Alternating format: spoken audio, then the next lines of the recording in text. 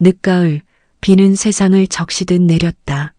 카페 창가에 앉은 이도연은 따뜻한 차 한 잔을 천천히 입가에 가져갔다. 김이 모락모락 피어오르는 잔을 바라보며 그는 생각했다.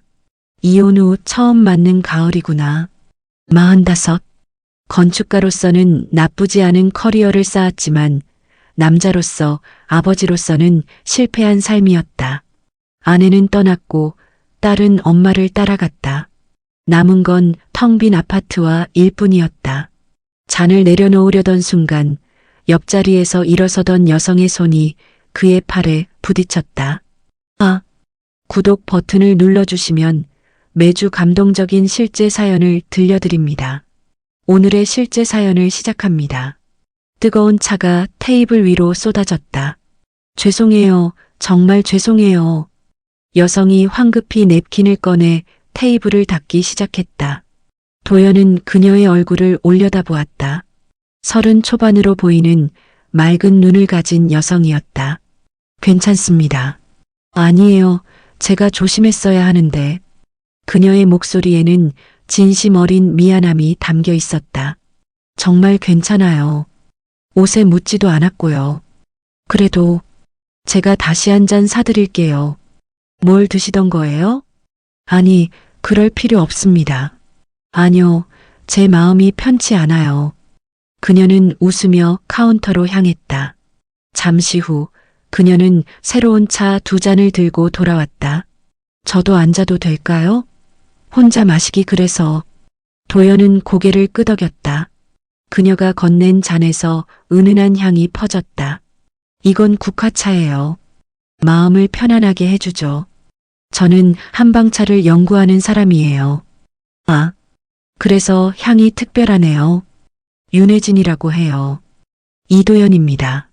그날 오후 두 사람은 차를 마시며 이런저런 이야기를 나눴다. 혜진은 조용했지만 따뜻했고 도연은 오랜만에 누군가와 편하게 대화를 나눴다. 비가 그칠 무렵 혜진이 자리에서 일어섰다. 오늘 좋았어요. 다음에 또 뵐 수 있을까요? 도연은 잠시 망설이다가 고개를 끄덕였다. 그녀가 건넨 명함에는 한방차 공방 윤혜진이라는 글씨가 적혀 있었다. 그날 이후 이도연의 삶에는 작은 변화가 찾아왔다.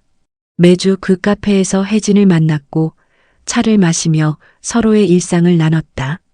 혜진의 미소는 도연의 마음속 상처를 조금씩 아물게 했다. 석 달 후 도연은 결심했다. 혜진 씨, 저와 결혼해 주시겠어요? 혜진의 눈에 눈물이 고였다. 네, 좋아요. 그렇게 두 사람은 부부가 되었다. 도연은 생각했다. 드디어 나도 다시 행복해질 수 있구나. 하지만 그는 몰랐다. 그날의 만남이 우연이 아니었다는 것을, 그리고 혜진의 눈물 속에 복수가 숨어 있었다는 것을. 결혼 후 석 달, 도연의 집은 따뜻한 기운으로 가득 찼다. 혜진은 매일 아침 일찍 일어나 차를 끓였다. 부엌에서 들려오는 물 끓는 소리, 은은한 약초 향. 도연은 이 모든 게 꿈만 같았다. 아버님, 오늘은 이 차 드셔보세요. 간에 좋은 차예요. 혜진은 정성스럽게 차를 우려 시아버지 이상훈에게 건넸다.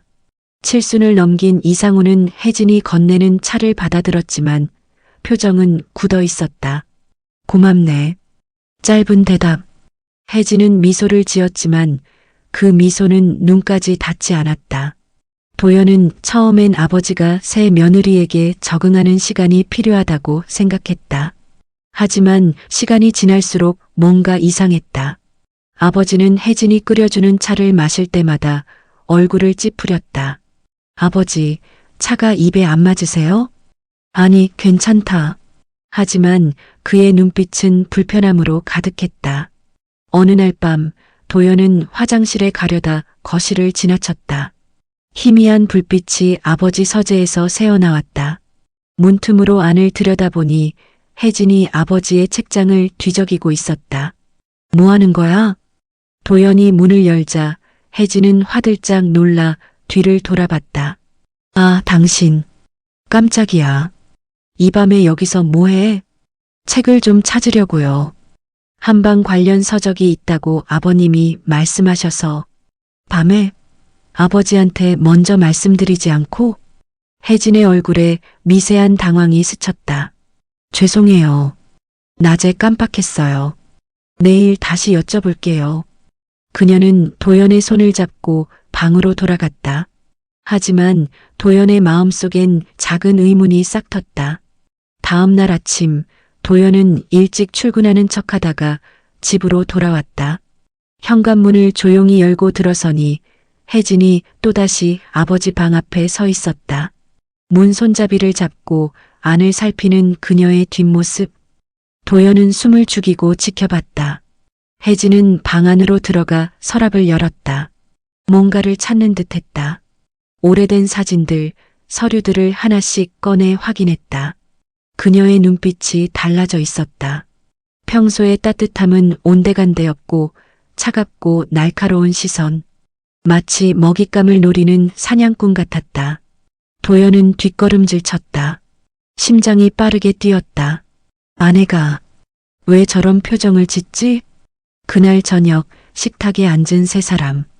혜진은 여전히 다정하게 반찬을 권했다. 아버님, 이거 드세요. 제가 정성껏 만들었어요. 이상우는 혜진을 바라보며 작게 중얼거렸다. 자네, 어디서 본 것 같은데. 네, 뭐라고 하셨어요?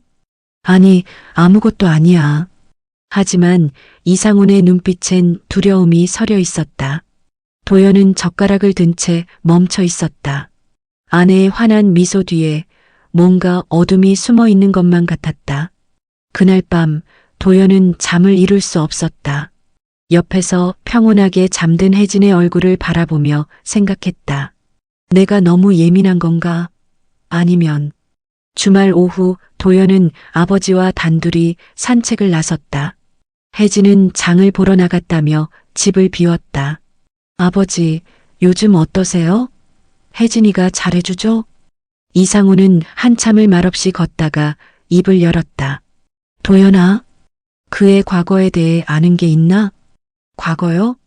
부모님은 일찍 돌아가셨고 언니 한 명 있었는데 역시 세상을 떠났다고 들었어요. 혼자 살아온 거죠. 언니가? 이상훈의 얼굴이 창백해졌다. 네, 10년 전쯤이라고 했어요. 교통사고였대요. 아버지는 걸음을 멈췄다. 손이 미세하게 떨리고 있었다. 아버지, 괜찮으세요? 응, 그냥 불쌍한 애로구나. 하지만 그의 목소리는 떨렸다. 집으로 돌아온 후 도연은 아버지 서재 앞을 지나다 멈춰섰다. 문틈 사이로 아버지가 책상 서랍을 뒤지는 소리가 들렸다. 뭔가를 찾는 것 같았다. 분명 여기 있었는데. 아버지의 당황한 목소리. 도연은 노크를 했다. 아버지, 무슨 일이세요? 아, 도연아. 아니다. 그냥 뭘 찾으세요? 옛날 신문 스크랩이. 분명 이 서랍에 보관해뒀는데 없구나. 무슨 신문이요? 이상우는 잠시 망설이다 고개를 저었다. 별거 아니다. 나이 들어 깜빡한 모양이야. 그날 저녁 식사 시간.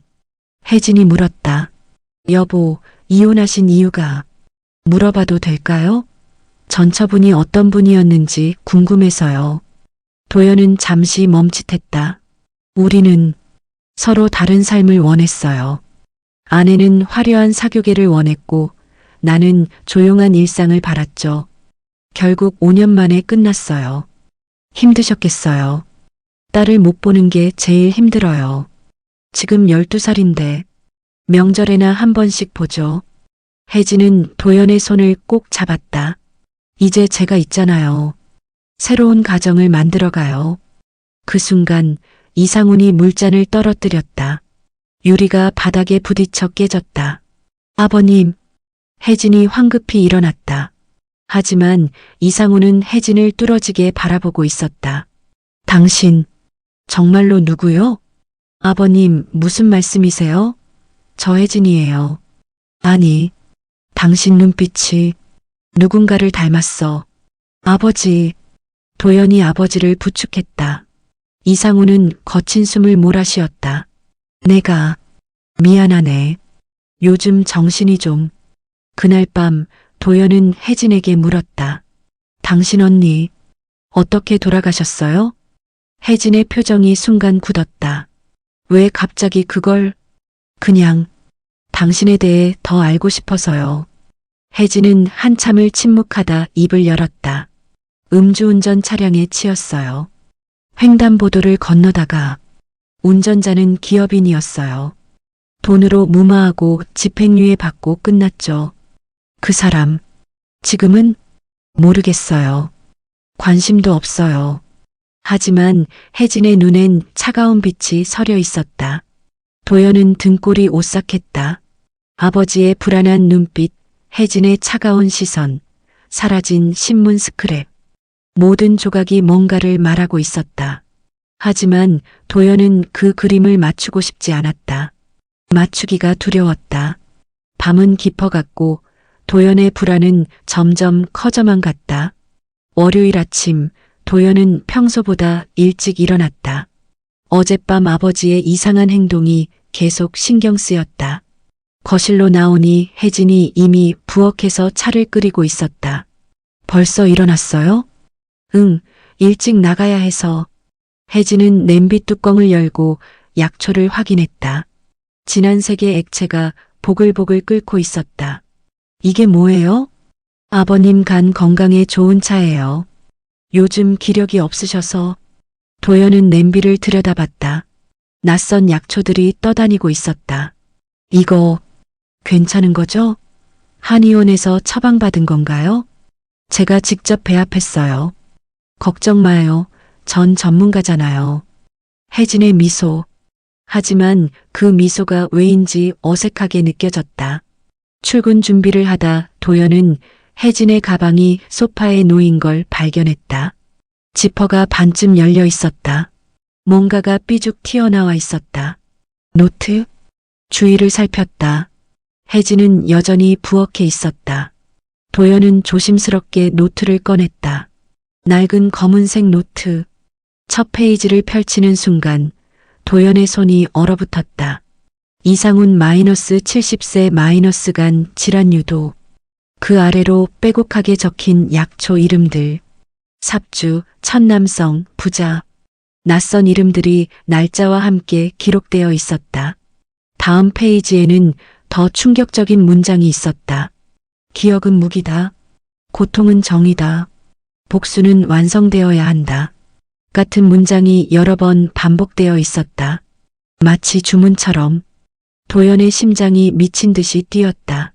노트를 더 넘기자 한 장의 오래된 사진이 떨어졌다. 사진 속엔 2명의 젊은 여성이 웃고 있었다.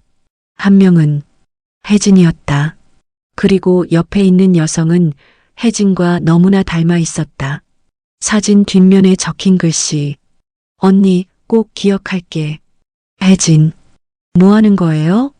등 뒤에서 들려온 목소리에 도연은 화들짝 놀라 뒤를 돌아봤다. 혜진이 서 있었다. 그녀의 얼굴엔 미소가 사라져 있었다. 이게 뭐야? 도연이 떨리는 손으로 노트를 들어 보였다. 당신이 먼저 남의 물건을 뒤진 거네요.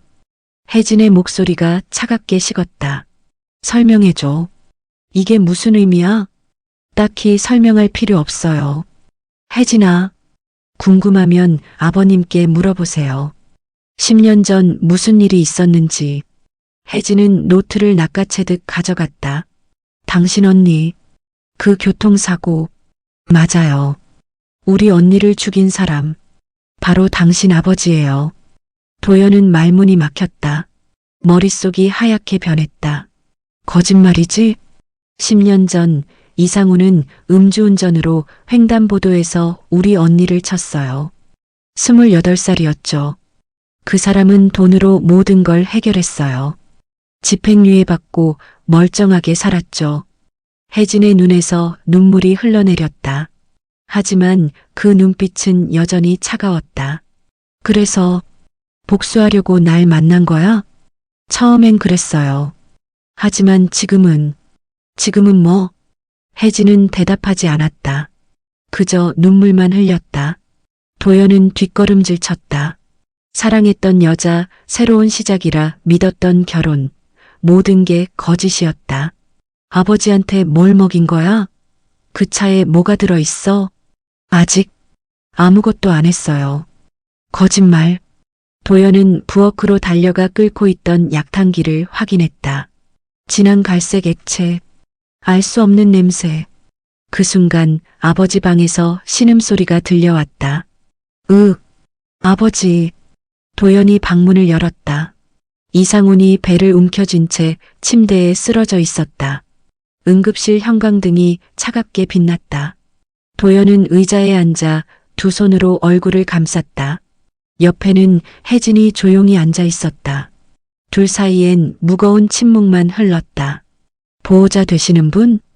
의사가 다가왔다. 도연이 벌떡 일어났다. 네, 저요. 아버지 상태가 어떻습니까? 일단 안정은 됐습니다. 하지만 의사는 차트를 들여다보며 미간을 찌푸렸다. 간 수치가 비정상적으로 높습니다. AST, ALT 모두 정상치의 5배가 넘어요. 평소 음주를 하셨습니까? 아니요, 아버지는 술을 거의 안 드세요. 그럼 약물이나 혹시 한약 같은 걸 드신 적 있나요? 도연의 시선이 혜진에게로 향했다. 혜진은 고개를 숙이고 있었다. 한약. 최근에 건강차를 드셨습니다. 어떤 종류죠? 그게 정확히는 혜진이 끼어들었다. 제가 끓여드렸어요. 간 건강에 좋다는 약초들로. 의사의 표정이 굳어졌다. 부인, 한약재는 전문의 처방 없이 함부로 복용하면 안 됩니다. 특히 간에 무리를 줄 수 있는 약재들이 많아요. 어떤 약초를 쓰셨는지 정확히 말씀해 주시겠습니까? 혜진은 가방에서 노트를 꺼냈다. 의사가 노트를 보더니 표정이 심각해졌다. 이 약재들을 같이 복용하시면 절대 안 됩니다. 간독성이 있어요. 독성? 도연의 목소리가 떨렸다. 당장은 위험하지 않지만 계속 복용하면 간부전으로 이어질 수 있습니다. 당분간 입원 관찰이 필요합니다. 의사가 떠난 후 도연은 혜진을 똑바로 바라봤다. 일부러 그런 거야? 아니에요. 아니긴 뭐가 아니야. 의사가 뭐래? 간독성이 있다잖아. 저도 몰랐어요. 정말, 거짓말. 도연의 목소리가 복도에 울려 퍼졌다. 지나가던 사람들이 돌아봤다. 10년을 기다렸다며? 복수하려고 내 아내가 된 거잖아. 혜진의 눈에서 눈물이 쏟아졌다. 처음엔 그랬어요. 하지만 당신을 만나면서 변했어요. 당신을 사랑하게 됐어요. 사랑? 그게 사랑이야? 정말이에요. 아버님을 해치려던 건 아니에요. 그냥 고통을 느끼게 하고 싶었을 뿐이에요. 우리 언니가 받았던 그 고통을. 도연은 주먹을 불끈 쥐었다. 분노와 배신감, 그리고 여전히 남아있는 사랑이 뒤섞였다. 집에 가. 여보. 가라고. 혜진은 흐느끼며 복도를 걸어갔다. 도연은 그녀의 뒷모습을 바라보다 병실로 들어갔다. 이상우는 산소 마스크를 쓴 채 누워 있었다. 창백한 얼굴, 움푹 들어간 눈. 한순간에 10년은 더 늙어 보였다. 아버지. 도연은 아버지의 손을 잡았다. 차가웠다. 미안하다, 도연아. 이상훈이 힘없이 말했다. 뭐가 미안하세요? 10년 전 일. 내 아내. 아니, 혜진이의 언니. 내가 친 게 맞다. 도연은 숨이 막혔다. 그날 밤 나는 취했었어. 횡단보도에 사람이 있는 줄 몰랐지. 브레이크를 밟았을 땐 이미 늦었어. 아버지. 회사 변호사들이 모든 걸 처리했어. 돈으로 합의로. 나는 비겁하게 집행유예만 받았지. 그 뒤로 매일 악몽을 꿨어. 이상훈의 눈에서 눈물이 흘러내렸다. 그래서 혜진이가 왔을 때 난 알아봤어. 그의 눈빛을. 복수하러 왔다는 걸. 알고도 가만히 계셨어요? 나는 벌을 받아야 했으니까. 도연은 아버지의 손을 놓았다. 모든 게 무너져 내렸다. 사흘 후 이상우는 퇴원했다. 의사는 엄격한 식단 관리와 정기 검진을 당부했다. 도연은 아버지를 집으로 모셨지만 혜진은 보이지 않았다. 짐도 그대로 있었다. 그저 집을 비운 것뿐이었다. 혜진이는? 모르겠습니다. 연락도 안 받아요. 이상우는 고개를 끄덕였다. 저녁 도연은 아버지 서재를 정리하다 오래된 나무 상자를 발견했다. 자물쇠가 채워져 있었지만 녹슬어서 쉽게 열렸다. 상자 안에는 오래된 신문 스크랩들이 가득했다. 건설업체 대표 이상훈, 음주운전 사망사고, 피해자 오지수 28세 현장에서 즉사, 유족 측과 합의, 집행유예 1년 선고. 도연의 손이 떨렸다. 신문 속 사진에는 영정 사진을 든 한 여성이 있었다. 그 여성이 혜진이었다. 아니, 정확히는 혜진과 똑같이 생긴 누군가였다. 기사 하단에 작은 글씨로 적혀 있었다. 고인의 여동생 오혜진 18세 씨는 언니를 돌려달라며 오열했다. 도연은 숨이 멎는 것 같았다.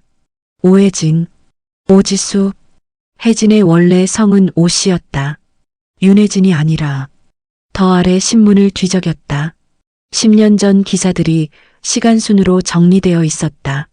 그중 눈에 띄는 기사가 있었다. 오지수 사망사고, 목격자 진술 엇갈려. 사고 당일 차량 운전자 의혹 제기. 도연은 기사를 자세히 읽었다. 사고 현장 인근 편의점 직원 박모 씨는 사고 직후 두 남자가 차에서 내려 뭔가 얘기하는 걸 봤다고 증언했다. 하지만 경찰 조사 결과 이상훈 외 차량의 탑승자는 없었던 것으로 문이 열리는 소리가 들렸다. 도연은 신문을 든 채 거실로 나갔다. 혜진이 서 있었다. 초췌한 얼굴, 퀭한 눈. 돌아왔구나. 네. 이거 봤어. 도연이 신문을 내밀었다. 혜진은 신문을 보더니 쓴웃음을 지었다. 결국 알게 됐네요. 왜 성을 바꿨어? 복수를 위해서요. 윤혜진으로 신분을 바꿔야 당신 아버지 주변에 접근할 수 있었으니까. 그래서 처음부터 계획된 만남이었어? 혜진은 고개를 끄덕였다. 그 카페에서 우연히 마주친 것처럼 보였죠? 아니에요. 3개월 동안 당신 동선을 파악했어요. 매주 목요일 오후 4시 그 카페에 가는 것까지. 도연의 가슴이 무너져 내렸다. 내가 그렇게 우스웠어? 처음엔 당신도 복수의 대상이었어요. 가해자의 아들. 그 사람 피가 흐르는 인간. 혜진의 목소리는 차갑게 식어 있었다. 하지만 당신을 알아가면서 변했어요. 당신은 착했어요. 따뜻했어요. 당신에게 상처받은 게 아니라 제가 당신한테 상처를 주는 사람이 됐죠. 그래서 뭐, 이제 와서 미안하다고? 아니요. 미안하지 않아요. 혜진이 도연을 똑바로 바라봤다. 내 언니는 28배 죽었어요. 꿈도 많았고 사랑하는 사람도 있었어요. 결혼 석 달 전이었어요. 그런데 한순간에 모든 게 사라졌어요. 술 취한 사람의 차에 치여서. 아버지도 고통받고 계셔. 고통? 그게 고통이에요? 혜진의 목소리가 높아졌다. 10년 동안 멀쩡하게 사셨잖아요. 회사도 키우고 손주도 보고. 우리 부모님은 언니 잃고 3년 만에 돌아가셨어요. 슬픔을 못 이겨서. 도연은 아무 말도 할 수 없었다. 그래서 독을 먹인 거야? 서서히 죽이려고? 혜진은 대답하지 않았다. 그저 눈물만 흘렸다. 나가줘. 여보. 나가라고. 내 앞에서 사라져. 혜진은 천천히 고개를 끄덕이고 돌아섰다. 현관문이 닫혔다. 도연은 그 자리에 주저앉았다. 사랑했던 여자, 믿었던 결혼, 모든 게 복수의 도구였다. 그날 밤 도연은 신문 기사를 다시 읽었다. 목격자 진술, 두 남자, 뭔가 석연치 않았다. 일주일이 지났다. 혜진에게서 아무 연락이 없었다. 도연은 회사와 집을 오가며 기계적으로 살았다. 아버지는 방에만 틀어박혀 나오지 않았다. 어느 날 저녁 도연은 아버지 방문을 두드렸다. 아버지, 식사하세요. 배고프지 않다. 그래도 드셔야죠. 문이 열렸다. 이상훈의 얼굴은 더욱 야위어 있었다. 도연아, 나 때문에 내 결혼이 망가졌구나. 아버지 잘못이 아니에요. 아니다. 다 내 잘못이지. 10년 전 그날 내가 술을 마시지만 않았어도 이상훈은 식탁에 앉으며 한숨을 쉬었다. 사실은 말이다. 네, 그날 내가 운전한 게 아니었어. 도연은 젓가락을 떨어뜨렸다. 무슨 말씀이세요? 회사 상무였어. 김태수? 그 친구가 운전했지. 나도 술을 마셨지만 더 취한 건 태수였어. 그럼 왜 아버지가? 사고 나고 정신을 차려보니 태수가 내게 애원했어. 자기는 정가가 있어서 이번에 걸리면 실형이라고. 제발 대신 좀 해달라고. 이상훈의 목소리가 떨렸다. 나는 겁이 났어. 회사도 생각해야 했고 변호사들이 괜찮다고 했어. 어차피 첫 범죄니까 집행유예로 끝날 거라고. 그래서 바꿔치기 했지. 미쳤어요? 사람이 죽었는데. 알아. 나도 안다고. 이상훈이 소리쳤다. 매일 후회했어. 매일 밤 악몽을 꿨어. 그 여자 얼굴이, 오지수라는 그 사람 얼굴이 눈에 밟혔어. 하지만 이미 늦었어. 진실을 밝히면 나도, 태수도 다 끝장이었어. 도연은 머리를 감싸쥐었다. 그럼 진짜 범인은 김태수라는 사람이에요? 그래. 하지만 그 친구도 5년 전에 세상을 떠났어. 심장마비로. 혜진이는 이걸 알까요? 모를 거야. 경찰 기록에도 내가 운전자로 되어 있으니까. 도연은 핸드폰을 꺼냈다. 혜진에게 전화를 걸었다. 신호음만 길게 울렸다. 받지 않았다. 문자를 보냈다. 만나자. 중요한 얘기가 있어. 답장은 오지 않았다. 다음 날 도연은 혜진의 한방차 공방을 찾아갔다. 문은 잠겨 있었고 안은 텅 비어 있었다. 혜진 씨 찾으세요? 옆 가게 주인이 물었다. 네, 혹시 어디 갔는지 아세요? 글쎄요. 일주일 전부터 안 보이던데. 가게 정리하고 나간 것 같아요. 도연은 발길을 돌렸다. 어디로 갔을까? 무엇을 하려는 걸까? 저녁 집으로 돌아온 도연은 거실 소파에 앉은 혜진을 발견했다. 어떻게 들어온 거야? 열쇠 있잖아요. 혜진의 목소리는 평온했다. 하지만 눈빛은 달랐다. 무언가 결심한 사람의 눈빛. 어디 갔었어? 정리할 게 있었어요. 무슨 정리? 혜진은 대답 대신 가방에서 서류 봉투를 꺼냈다. 이혼 서류예요. 사인만 하면 돼요. 혜진아, 그게 서로에게 좋아요. 당신은 평범한 삶을 살고 나는 내 길을 가는 거예요. 무슨 길? 혜진은 씁쓸하게 웃었다. 당신은 몰라도 돼요. 아버지가 운전한 게 아니래. 혜진의 표정이 굳었다. 뭐라고요? 진짜 운전자는 회사 상무였대. 김태수라는 사람. 아버지는 대신 죄를 뒤집어 쓴 거야. 거짓말. 진짜야. 아버지가 직접 말씀하셨어. 혜진은 휘청거렸다. 도연이 그녀를 붙잡았다. 10년 동안 내가 증오한 사람은 잘못된 사람이었어. 하지만 혜진아, 아버지도 공범이야. 진실을 숨긴 건 사실이니까. 혜진은 도연의 손을 뿌리쳤다. 그럼 더 나쁜 거잖아요. 알면서도 가만히 있었다는 거잖아요. 알아. 하지만은 없어요. 혜진이 소리쳤다. 내 언니는 죽었어요. 누가 운전했든 누가 책임을 졌든 언니는 돌아오지 않아요. 눈물이 쏟아졌다. 도연은 그녀를 안으려 했지만 혜진은 물러섰다. 이혼해요. 그게 답이에요. 혜진은 서류를 테이블에 놓고 집을 나갔다. 도연은 멍하니 서류를 바라봤다. 모든 게 엉망이었다. 사흘째 되는 밤, 도연은 잠을 이룰 수 없었다. 혜진의 마지막 눈빛이 자꾸 떠올랐다. 절망과 분노, 그리고 무언가 결심한 듯한 차가움. 새벽 2시, 도연은 벌떡 일어났다. 가슴이 두근거렸다. 불길한 예감이 들었다. 안 돼. 설마. 그는 서둘러 옷을 입고 차키를 집어들었다. 어디로 가야 할지는 알 수 없었지만 가만히 있을 수가 없었다. 차를 몰고 거리를 헤매다 문득 한 곳이 떠올랐다. 사고 현장. 혜진의 언니가 죽은 그곳. 도연은 엑셀을 밟았다. 횡단보도가 보였다. 가로등 불빛 아래 한 사람이 서 있었다. 혜진이었다. 혜진아. 도연이 차에서 내려 달려갔다. 혜진은 횡단보도 한가운데 멍하니 서 있었다. 여기서 뭐 하는 거야? 위험해. 여기에요. 언니가 쓰러진 곳.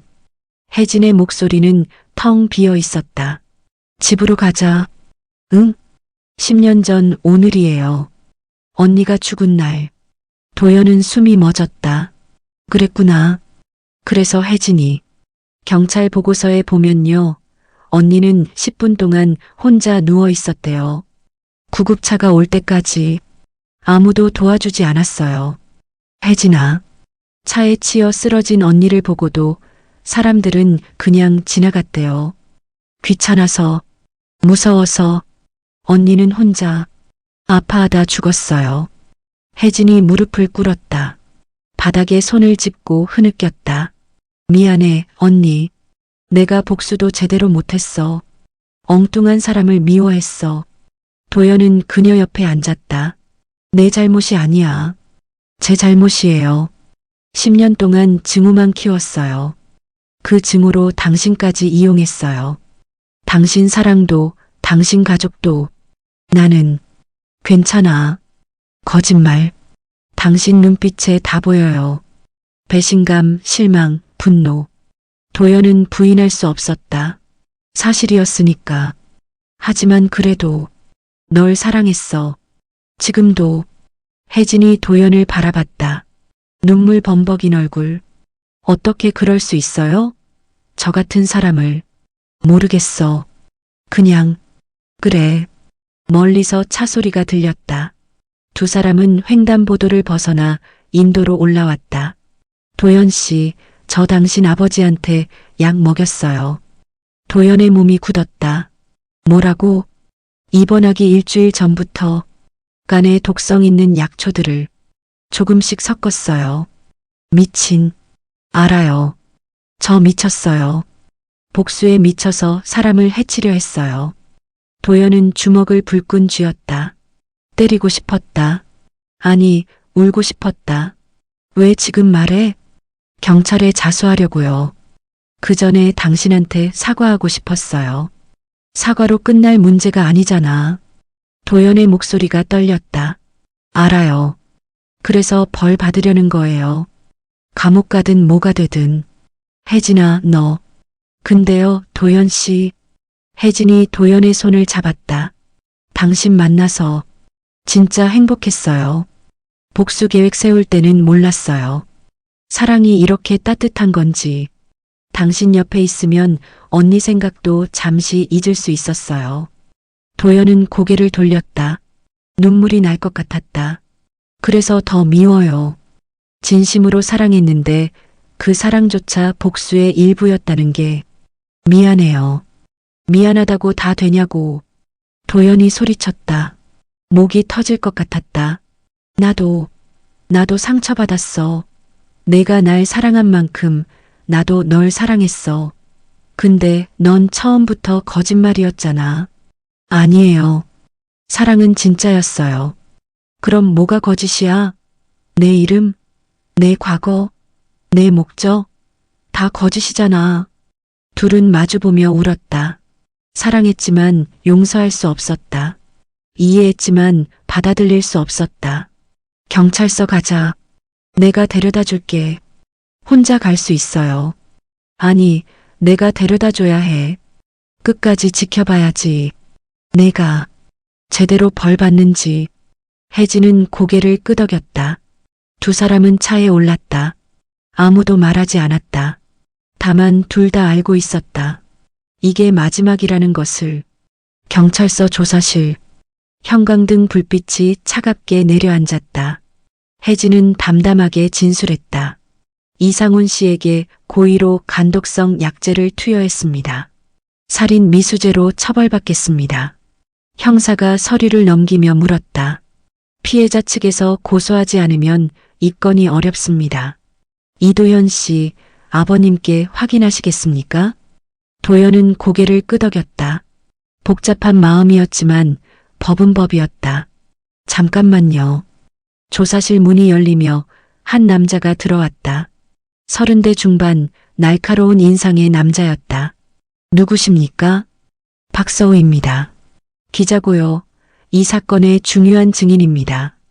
혜진의 얼굴이 창백해졌다. 서우 오빠, 왜 여기? 혜진아, 미안해. 더 이상 못 보고 있겠어. 박서우는 가방에서 서류 뭉치를 꺼냈다. 10년 전 오지수 씨 사망 사건, 재조사가 필요합니다. 형사가 서류를 받아들었다. 이게 뭡니까? 당시 사고 차량의 블랙박스 영상 복원본입니다. 그리고 목격자 진술서. 도연이 벌떡 일어났다. 블랙박스요? 그게 남아있었어요? 차량은 폐차됐지만 보험사에 제출된 원본 파일이 남아있었습니다.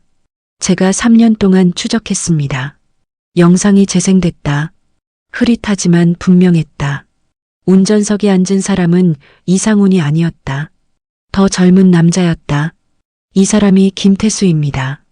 당시 이상훈 씨 회사의 상무였죠. 혜진이 화면을 응시했다. 손이 떨렸다. 그럼 정말로? 네.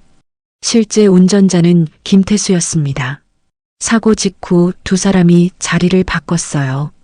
편의점 CCTV에도 찍혔습니다. 박서우가 또 다른 영상을 보여줬다. 사고 차량 옆에서 두 남자가 무언가 이야기하는 장면. 그리고 자리를 바꿔 타는 모습. 이상훈 씨는 공범이지만 직접적인 가해자는 아니었습니다. 도연은 주저앉았다. 아버지 말이 사실이었다. 그럼 김태수는요? 지금 어디 있습니까? 5년 전 사망했습니다. 하지만 박서우가 혜진을 바라봤다. 혜진아, 내가 알아야 할 게 있어. 뭔데요? 김태수는 내 언니 약혼자였어. 조사실이 조용해졌다. 혜진의 입이 떡 벌어졌다. 무슨 소리예요? 오지수 씨는 김태수와 3개월 뒤 결혼 예정이었어. 그날도 김태수가 지수 씨를 데리러 가는 길이었고, 거짓말. 언니 약혼자는 최진우였어요. 김태수라는 사람은 처음 들어봐요. 박서우는 한숨을 쉬었다. 최진우는 가명이야.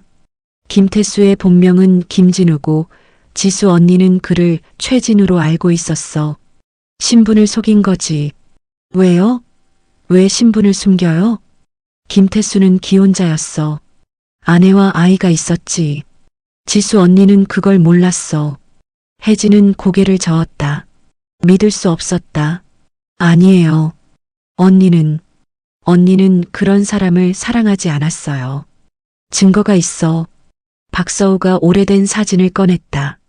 오지수와 김태수가 함께 찍은 사진. 뒷면에는 진우 오빠 사랑해라고 적혀 있었다. 혜진의 눈에서 눈물이 쏟아졌다.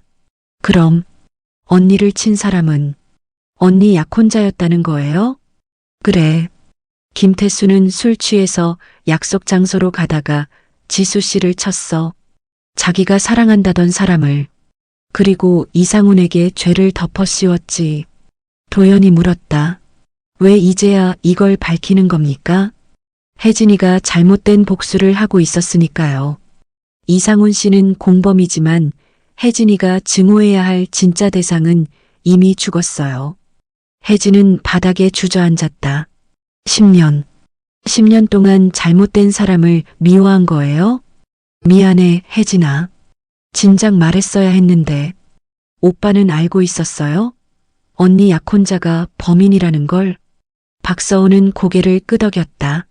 3년 전에 알았어. 하지만 넌 이미 복수 계획을 세우고 있었고 막을 수가 없었어. 혜진은 얼굴을 손으로 감쌌다. 모든 게 무너졌다. 복수도 증오도 그 모든 세월이 헛되었다. 한 달 후 검찰은 혜진을 기소유예 처분했다. 이상훈이 고소를 취하했고 실제 피해가 크지 않다는 점이 고려됐다. 다만 심리 상담과 사회봉사 명령이 내려졌다. 도연은 아버지와 함께 작은 한정식 집에 앉아 있었다. 아버지, 이제 좀 드세요. 한 달 동안 거의 굶으셨잖아요. 고맙다, 도연아. 이상훈은 수저를 들었지만 입맛이 없는 듯 했다. 혜진이는 어떻게 지내니? 모르겠어요. 연락 안 해요. 그 애한테 미안하구나. 내가 진실을 진작 밝혔다면 아버지 잘못만은 아니에요. 하지만 도연도 확신은 없었다. 아버지는 공범이었다. 진실을 알면서도 10년간 침묵했다. 검찰에서 연락 왔어. 당시 사건 재조사한대. 그럼 아버지도 범인 도피죄로 조사받을 거야. 벌금형 정도겠지. 이미 공소시효도 지났고. 이상우는 쓴웃음을 지었다. 그게 맞는 거야. 나도 벌 받아야지. 아버지, 도연아, 너무 미안하다. 내 결혼까지 망쳐놔서. 도연은 대답하지 못했다. 미워할 수도 용서할 수도 없는 복잡한 마음. 저녁 집으로 돌아온 도연은 우편함에서 편지 한 통을 발견했다. 혜진의 필체였다. 도연 씨에게 이 편지를 쓰는 지금도 손이 떨려요. 뭐라 사과해야 할지 모르겠어요. 저는 제주도로 내려왔어요. 언니 무덤 옆에 작은 집을 얻었어요. 매일 언니한테 말을 걸어요. 미안하다고, 잘못 살았다고. 서우 오빠 말이 사실이었어요. 김태수, 아니 언니가 진우 오빠라고 부르던 그 사람의 일기장을 받았어요. 거기엔 후회와 자책이 가득했어요. 언니를 사랑했지만 자신의 비겁함 때문에 언니를 죽였다고. 매일 술로 죄책감을 지웠다고. 아이러니하죠. 제가 증오한 사람도 언니를 친 사람도 모두 괴로워했던 거예요. 저만 복수에 미쳐 살았던 거고요. 도연 씨, 당신은 정말 좋은 사람이에요. 제가 만난 사람 중 가장 따뜻한 사람. 그런 당신을 이용한 제가 너무 밉고 부끄러워요. 이혼 서류는 이미 제출했어요. 당신을 자유롭게 해주고 싶어요. 새로운 사람 만나서 행복하세요. 그리고 아버님께 전해주세요. 용서한다고. 완전히는 아니지만 이해한다고. 그분도 피해자였을 거예요. 안녕히 계세요. 윤혜진 올림. 도연은 편지를 놓고 창밖을 바라봤다. 봄비가 내리고 있었다. 일주일 후 도연은 회사 회의실에서 새 프로젝트를 발표하고 있었다. 교통사고 피해자 유가족을 위한 힐링센터입니다. 상담 프로그램과 법률 지원, 그리고 문이 열렸다. 전무가 심각한 얼굴로 들어왔다. 이 과장, 잠깐 나와보게. 복도에서 전무가 말했다. 자네 아버지 병원에 실려갔네. 심근경색이래. 도연의 머릿속이 하얘졌다. 지금 어디? 서울대병원 응급실. 도연은 뛰어갔다. 엘리베이터를 타고 주차장으로 내려가 차에 올랐다. 엑셀을 밟으며 전화를 걸었다. 아버지, 아버지. 병원에 도착했을 때 의사가 나왔다. 보호자 되십니까? 네, 아들입니다. 다행히 큰 혈관은 아니었습니다. 빨리 오셔서 조치할 수 있었어요. 하지만요? 간 수치가 또 올라갔습니다. 정밀 검사가 필요합니다. 도연은 중환자실 창문으로 아버지를 바라봤다. 산소 마스크를 쓴 창백한 얼굴. 혜진이가 먹인 약. 아직도 영향이 있는 건가? 그날 밤 도연은 병실 의자에 앉아 잠들었다. 꿈속에서 혜진이 나타났다. 그녀는 웃고 있었다. 하지만 그 웃음 뒤에 뭔가 어두운 그림자가 서려 있었다. 새벽, 도연은 식은땀을 흘리며 깼다. 가슴이 두근거렸다. 뭔가 놓친 게 있는 것 같았다. 중요한 무언가를. 사흘 후, 도연은 병원 복도에서 박서우와 마주쳤다. 여기는 왜 오셨어요? 아버님 문병 왔습니다. 그리고 드릴 말씀이 있어서요. 박서우의 표정이 어두웠다. 무슨 일인데요? 이거 좀 보시죠. 박서우가 건넨 서류. 10년 전 사고 당일의 통화 기록이었다. 이게 뭡니까? 김태수의 통화 기록입니다. 사고 3시간 전 그는 오지수 씨에게 전화했어요. 그게 왜요? 만나자고 했어요. 급한 얘기가 있다고. 그런데 묘한 건 오지수 씨가 그날 만나러 간 곳이 김태수가 지정한 장소가 아니었어요. 도연은 서류를 자세히 들여다봤다. 오지수 씨는 명동역 근처로 갔어요. 하지만 김태수가 말한 장소는 강남이었죠. 누군가 오지수 씨에게 거짓 정보를 준 거예요. 누가요? 박서우는 잠시 망설이다 입을 열었다. 제가 3년간 조사하면서 이상한 점을 발견했습니다. 사고 당일 오지수 씨 휴대폰에서 문자 하나가 발송됐어요. 김태수 명의로. 그게 뭐가 이상한데요? 그 문자는 김태수 폰에서 보낸 게 아니었어요. 복제폰이었죠. 누군가 의도적으로 오지수 씨를 그 장소로 유인한 겁니다. 도연의 등골이 오싹해졌다. 설마. 네. 그건 계획된 살인이었을 가능성이 큽니다. 그럼 범인은? 박서우가 또 다른 서류를 꺼냈다. 당시 김태수에게는 거액의 보험금이 걸려 있었어요. 수익자는 오지수 씨. 결혼하면 자동으로 배우자에게 넘어가는 보험이었죠. 하지만 오지수 씨가 먼저 죽었잖아요. 맞아요. 그래서 보험금은 김태수 부인에게 돌아갔죠. 부인이요? 김혜경. 김태수의 본처였습니다. 그리고 박서우가 오래된 사진을 보여줬다. 젊은 여성의 사진. 도연은 숨이 멎었다. 이 사람, 혜진이랑 닮았어요. 자매입니다. 아니, 정확히는 혜진이의 친언니예요. 뭐라고요? 오지수 말고 언니가 또 있었어요? 오지수는 친언니가 아니었습니다. 사촌언니였죠. 혜진이의 진짜 친언니는 김혜경, 김태수의 부인이에요. 도연은 뒤로 휘청거렸다. 그럼 혜진이는 알고 있었던 건가요? 그건 저도 모릅니다. 하지만 김혜경은 5년 전 김태수가 죽고 난 뒤 보험금을 받아 해외로 떠났어요. 현재 행방불명입니다. 왜 이제야 이 얘기를 하는 겁니까? 며칠 전 김혜경이 한국에 입국했어요. 그리고 혜진이를 만났습니다. 도연의 핸드폰이 울렸다. 모르는 번호였다. 여보세요? 도연 씨, 저예요. 혜진이었다. 목소리가 떨리고 있었다. 혜진아? 어디야? 언니가, 진짜 언니가 찾아왔어요. 지금 어디 있어? 제주도 집이요.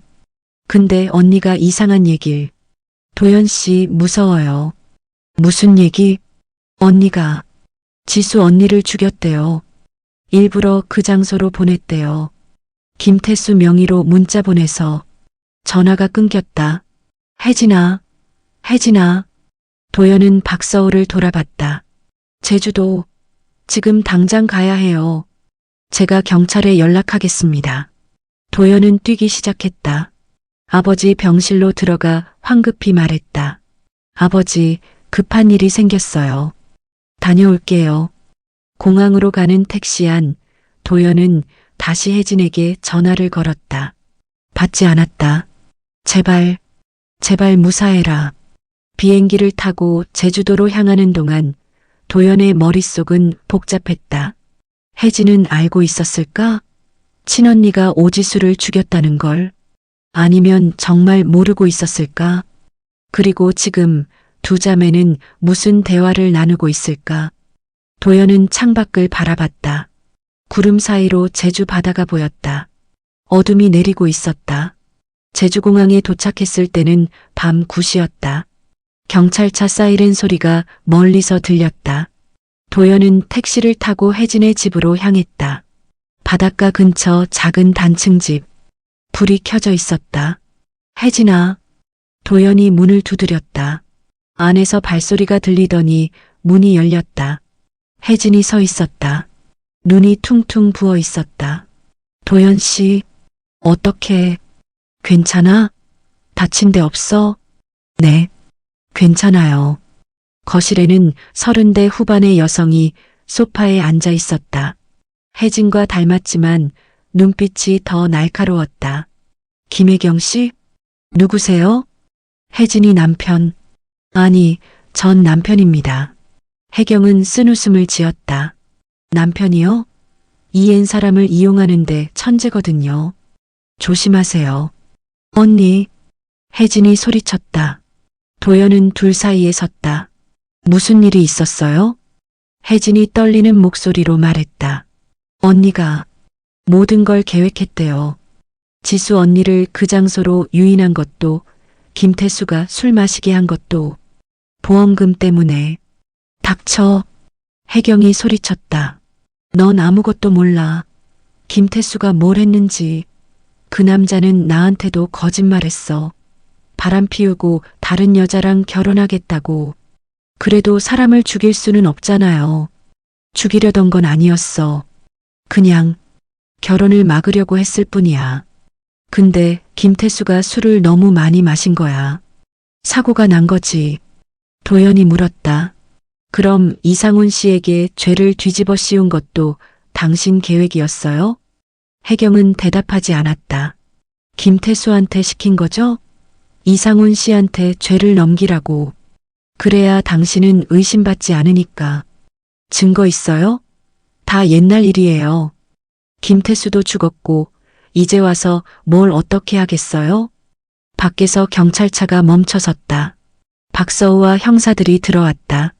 김혜경 씨, 동행하시죠.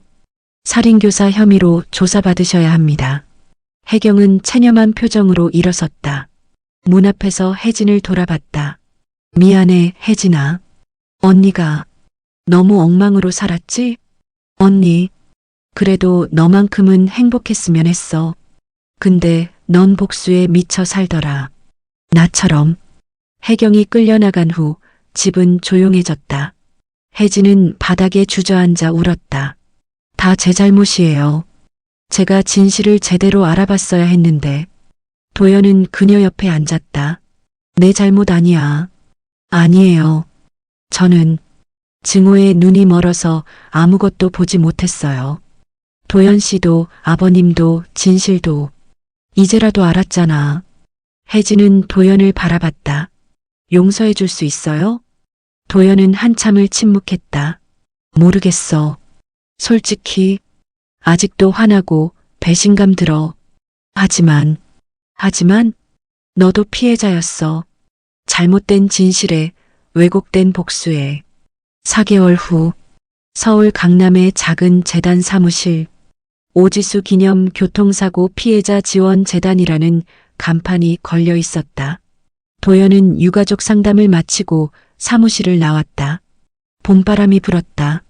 계단 아래 벤치에 혜진이 앉아 있었다. 여기서 뭐해? 상담 끝날 때까지 기다렸어요. 할 얘기 있어? 아니요. 그냥 당신 얼굴 보고 싶었어요. 둘은 나란히 벤치에 앉았다. 요즘 어때? 심리 상담 받고 있어요. 많이 좋아졌어요. 복수 생각은 이제 안 나요. 다행이네. 재단 일은 어때요? 바빠. 생각보다 도움 필요한 사람이 많더라. 혜진이 가방에서 보온병을 꺼냈다. 이거 제가 끓인 차예요. 독 없어요. 도연은 피식 웃었다. 그런 농담까지 하게 됐네. 용서받으려면 아직 멀었죠? 글쎄, 평생 걸릴지도. 기다릴게요. 평생이든 뭐든. 도연은 차를 한 모금 마셨다. 따뜻했다. 맛있네. 감국화차예요. 마음을 편안하게 해줘요. 우리 처음 만난 날도 이 차였지? 기억하세요? 당연하지.